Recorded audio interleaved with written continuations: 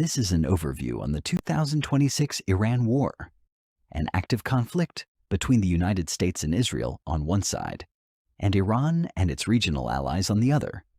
Though this is not a resolved historical event, it's still unfolding as we speak, and everything in this is sourced through open data reports available till to date. Figures, casualties, costs, oil prices are being updated in real time by multiple outlets, and some of what's shared is still contested or unconfirmed. We may flag those moments as we go. To understand why this war started, you have to go back to the collapse of the 2015 JCPOA, the original Iran nuclear deal, and the years of failed attempts to negotiate a replacement. By early 2026, the sticking point was Iran's stockpile of highly enriched uranium, both its civilian and military-grade material. In February, U.S. envoys Steve Witkoff and Jared Kushner held a second round of indirect talks with Iranian officials in Geneva. This was real diplomacy, actively in progress.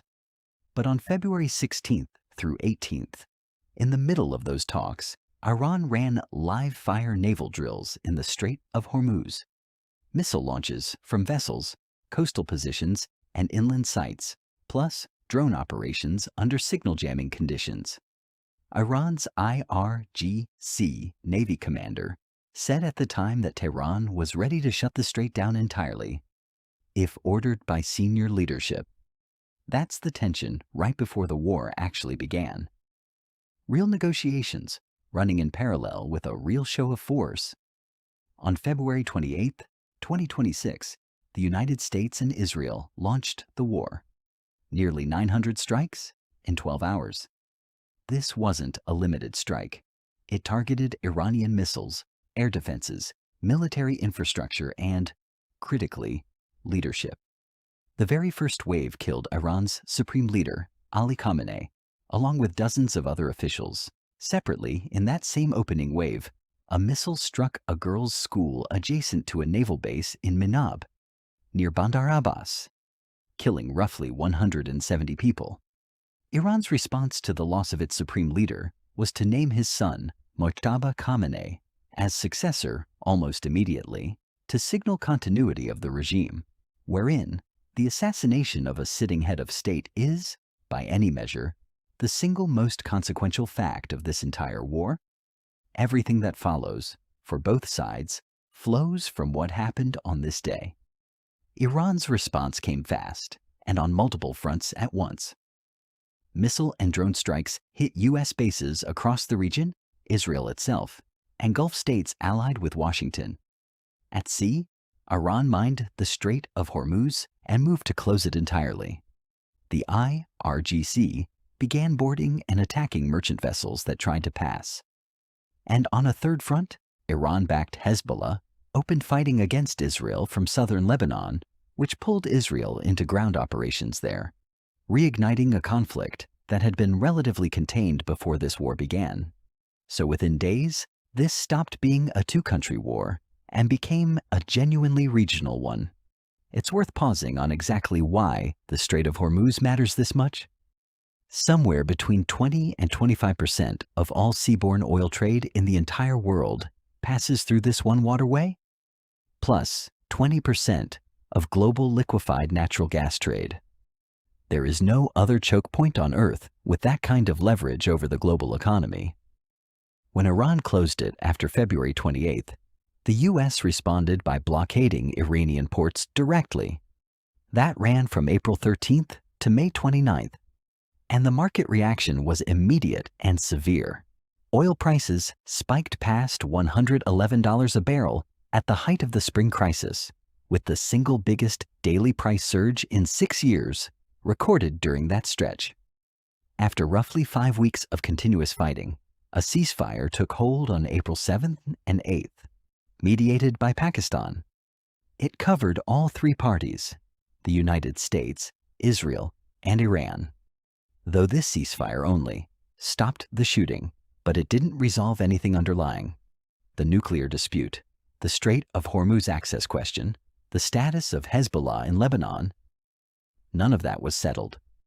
This was a pause, not a peace. On June 14th, negotiators announced something more substantial, a 14-point memorandum of understanding intended to bring the war to a formal close within 60 days of signing. 3 elements matter most. First, a 60-day toll-free reopening of the Strait of Hormuz, with Iran agreeing to clear the sea mines it had laid. Second, a $300 billion reconstruction fund. And third, an AEA-supervised mechanism to downblend Iran's enriched uranium stockpile. Plus Iran agreeing to let IAEA inspectors back into the country, which one U.S. official called a major milestone. The final deal was meant to be endorsed by the UN Security Council, the same way the original 2015 JCPOA had been. It's also worth noting, Israel was a party to the ceasefire, but was not part of these direct Pakistan-mediated talks, an asymmetry that mattered later.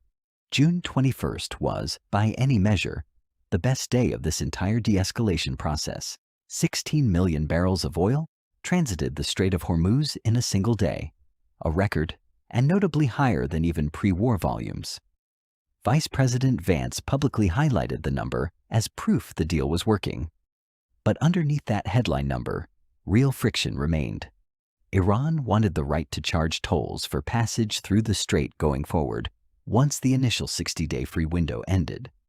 Both the U.S. and Oman, which has historically helped manage the strait alongside Iran, opposed that. And on the Israeli side, several members of the ruling government, along with opposition leaders, were openly critical of what the MOU had actually agreed to. So even at its peak, this deal was standing on unstable ground. By mid-July, it fell apart. The reporting gives 2 overlapping explanations for the immediate trigger. On one account, Iran struck 3 commercial vessels that had bypassed its officially pre-approved shipping route. A separate account, Iran's IRGC military command declared the strait closed again, citing Israel's continued strikes in southern Lebanon as a direct breach of the MOU's terms. Either way, or both together, the result was the same. The Strait of Hormuz closed again, and the 60-day peace window collapsed before it ran its course. From around July 7th, the United States resumed a sustained bombing campaign against Iran. By July 22nd, that had run for multiple consecutive nights in a row. There's a notable shift in how this phase looks compared to February. Israel appears to have been sidelined. 2 Israeli sources told CNN that the Trump administration specifically did not want Israel directly involved in this round of fighting, out of concern about losing control over how the conflict escalates. Though it is disputed, a U.S. official pushed back on that characterization, saying the U.S. remains in close coordination with our Israeli partners. Both things can be reported, and neither is fully confirmed as the complete picture. That's where things stand. On casualties, nearly 100 U.S. service members have been injured since July 7th, according to the Pentagon, mostly minor, though CNN has reported that the military has been slow to disclose the full picture of injuries throughout this conflict. Separately, President Trump has publicly mourned 4 U.S. service members killed and ordered retaliatory strikes specifically in response to those deaths. On the broader regional toll, the numbers are large and still being tallied. Thousands dead in Iran and Lebanon combined, dozens dead in Israel and the Gulf states, and by some estimates, more than 1/6 of Lebanon's entire population displaced by the renewed Israel-Hezbollah fighting. These broad regional figures are directional rather than precise. They're still being revised as reporting catches up with events on the ground. On July 22nd, Defense Secretary Pete Hegseth confirmed the war has cost the United States $37.5 billion to date.